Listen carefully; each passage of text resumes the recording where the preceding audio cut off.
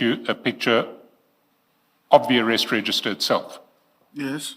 With all names other than Mr. Khawula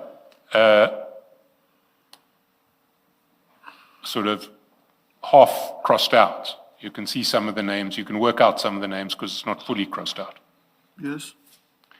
Now, can I ask, is it consistent with SAP's practice for pictures of accused persons to be accused persons in custody and their arrest registers to be provided to complainants? Do you normally send pictures of arrested persons in custody and the arrest register to the complainant in each case? No. Is it lawful? No.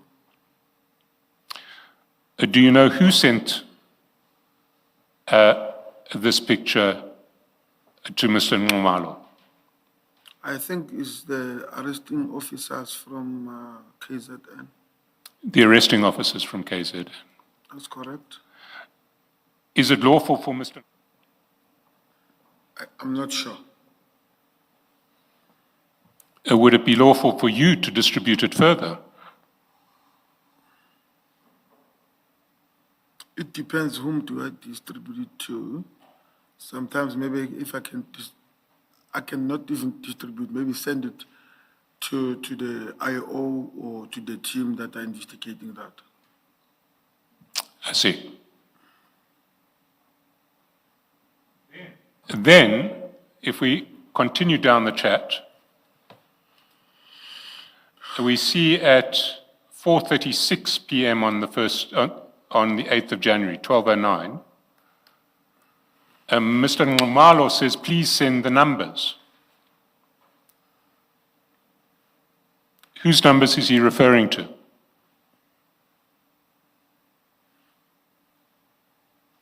He asks you to send numbers. Whose numbers did you understand him to be referring to? I can't recall.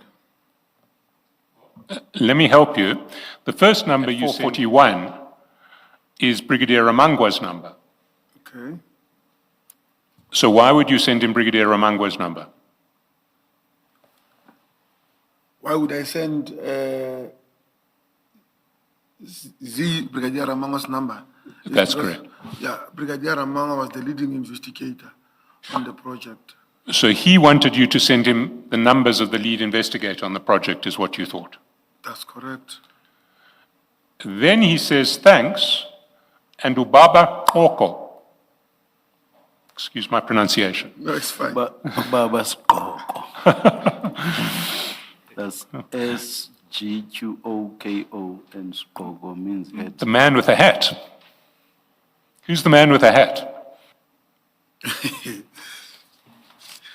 The man with the hat? Yes, who's the man with a hat? General Sibia said it's him. They sometimes call him Skoko. Yes, because of his communist head. I just wanted to sit in the chair, but I will answer, however, it's the general. It is the general. So why would you want the general's number? No.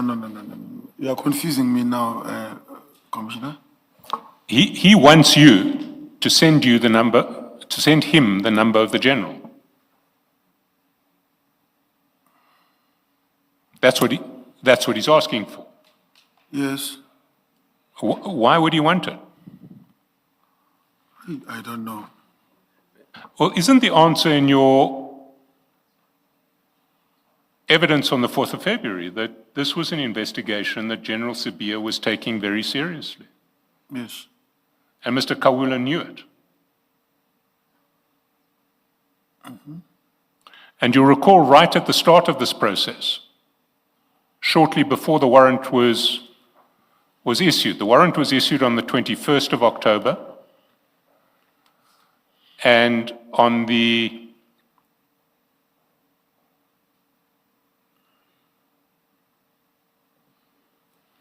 October 16th, yes, he was asking you how far away is General Sibia. You remember that when we showed you the screenshot? Yes. So General Sabia seems to have been involved in this process from shortly before the warrant was exercised to the point at which at the end of the process he was thanked by Z. Would that be correct?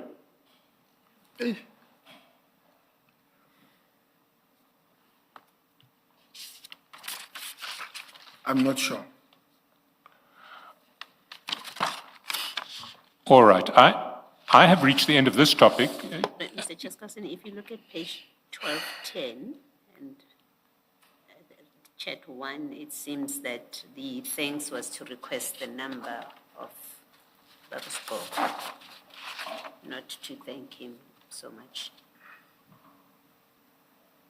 Because you have that chat 1 at the top.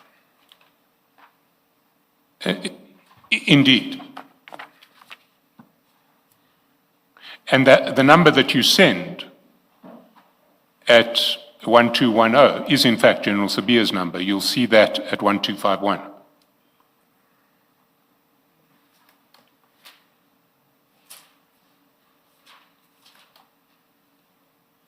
Is that correct, Sergeant? It's correct, Commissioner. It's just that I'm quiet because I did not know whether he's asking or he's commenting, but it's correct. Maybe before you leave this, Mr. Chairperson, this trip to KZN, this festival or music show, it was in KZN. No. Where was it? It was somewhere in Vierenaging, there in those farms there. Okay. You said Didier, I think. Yeah, that's correct. Is That's that where correct, it was? Commissioner. Yes. And why does DPCI Tom's Captain Zungu get involved with this? It doesn't seem like a DPCI matter. Yeah, thank you, Commissioner. He was recently appointed now in our office, so I was no longer referring him as DPCI, even though we call him or we address him like DPCI. So he was working in our office then. So at the time of this operation, he was now in your office? That's correct. Okay, thank you.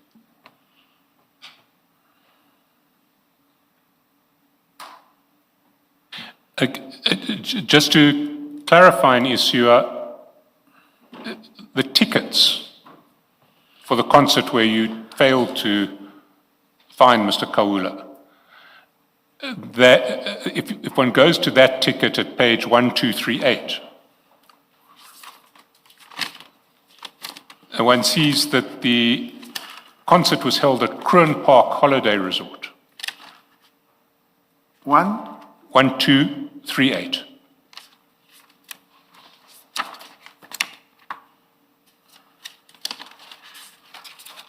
Okay. That's correct. Now that's in Kroonstad, isn't it? That's in Kroonstad, Kroon Park Holiday Resort. Yes. So this operation took 6 policemen from Gauteng to Kroonstad. Yes. With the possibility of a 7th, the investigating officer. Yes, Commissioner. But at least you got to go to a concert.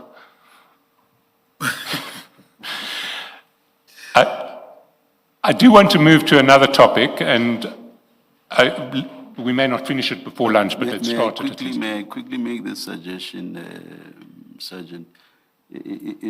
I want to suggest to you that it was never ever intended for the investigating officer to be there. Can you repeat that, my Commissioner? I'm suggesting to you that it was never intended for the investigating officer to be there. No, it was intended.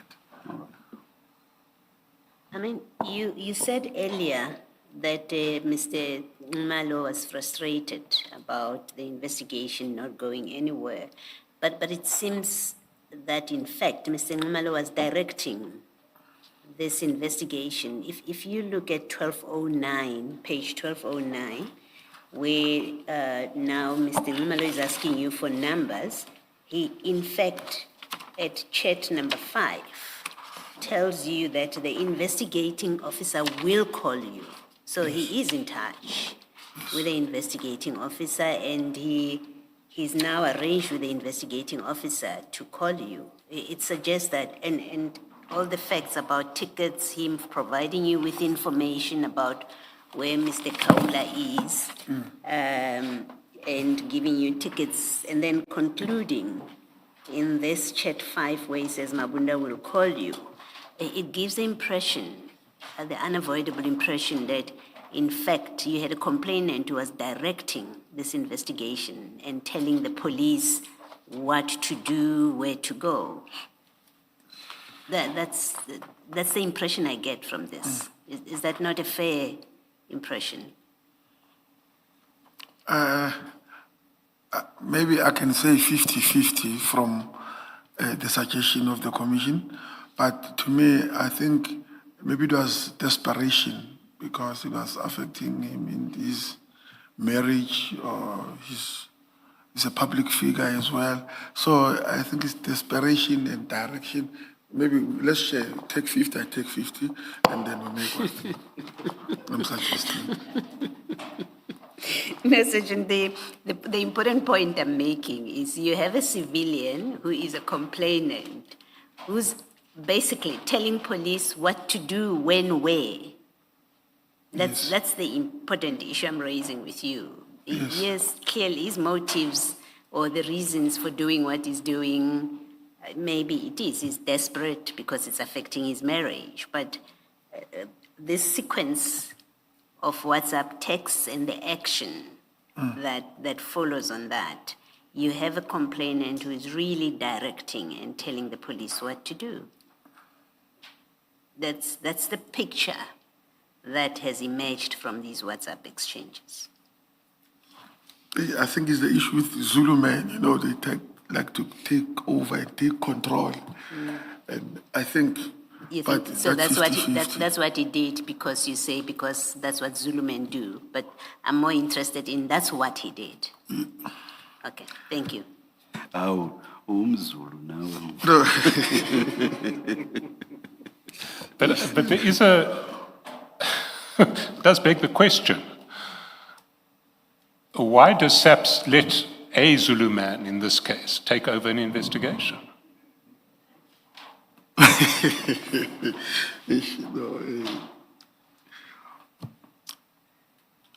The Zulu man referring to who? Mabunda is not a Zulu man, it's a Tsonga man. No. Well, then your earlier explanation that this is what Zulu men do doesn't really wash here. I'm just answering that thing of why it seems that Mr. Nxumalo is directing the investigation on how it should be conducted. I said maybe, this Zulu man and authority. So, but we did not see it like that, Commissioner. We saw it as, to me, as desperation, and the Commissioner's direction. So that's why I'm suggesting. Look, I mean, I don't think we want to get into any ethnic stereotypes here, but the question remains, why was this individual allowed to take over the investigation? Not why did he want to take over the investigation, why was he allowed to take over the investigation? Who's that? Now, is Mr. Nxumalo? Yes.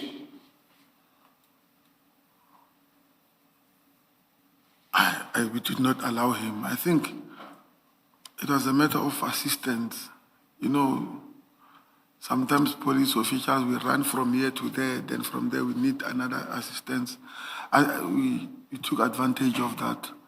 We did not see as, but I leave it to that. He facilitates your presence at the concert in order for you to arrest Mr. Khawula. Yes. And there's a whole lot of other exchanges culminating in him saying Mabunda, the investigating officer, That's correct. will call you. So Yes. he's basically there again, playing Yes. a facilitative role. So it's in that sense that it's being suggested to you by Commissioner Baloyi and Mr. Shaskalsin that he agree. was in the driving seat, as it were, with regard to effecting an arrest. And the question is, why was that so?